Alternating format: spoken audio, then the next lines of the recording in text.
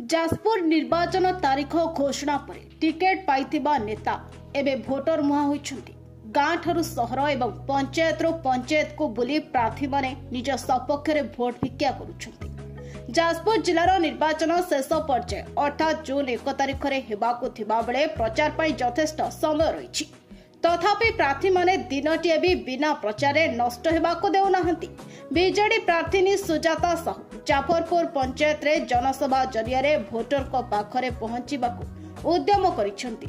एही अवसर रे प्रचार मंग धरिथिबा विधायक प्रणव प्रकाश दास को प्रतिनिधि भव प्रसाद दास बिजू जनता दल पल्लीरु दिल्ली जाए महिला को सम्मान देउथिबा प्रसंग उठाई महिला मानक उत्साहित करथिले।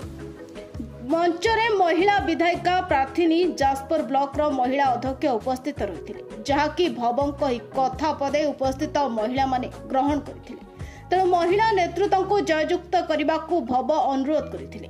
ए कार्यक्रम में जाजपुर ब्लॉक बीजेडी प्रचार कमिटी अध्यक्ष प्रदीप नायक, जिला बीजेडी उपसभापति प्रकाश त्रिपाठी, गोकुलानंद राउत और परेश विश्वाल प्रमुखों बहु नेतृवृंद, कर्मकर्ता, जिला परिषद सदस्य और महिला पुरुष सामिल होते। आज विजु जनता दलर कर्मी सम्मिलन सभा थिला। सेतिरे बहु संख्यार विजु जनता दलर समर्थक माने एठी जोग देइथिले। आउ तांकर भल पाइबा स्नेह श्रद्धा मध्य मते बहुत मिलिथिला।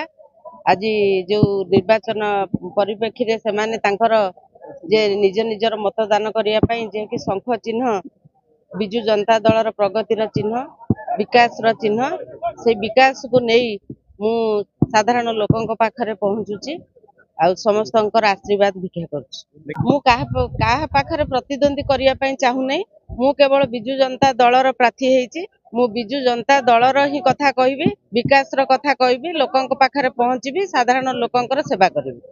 श्री गोकुलानंद राउत जाफरपुर पंचायत माननीय विधायकर 1 नंबर पंचायत एवं तांकर भाताहांडी कहले पंचायत अत्युक्त हब नहीं। सबु समय माननीय विधायक आम प्रणव प्रकाश दास जो विकासमूलक कार्यक्रम जो ये पंचायत छुआ आरंभ कर जाजपुर जिला जाजपुर जो विकास से करिसेंती। ये अंचल नुहे जाजपुर ब्लॉक निश्चित भाव में सपक्ष में भोट हम एवं से जो प्रार्थी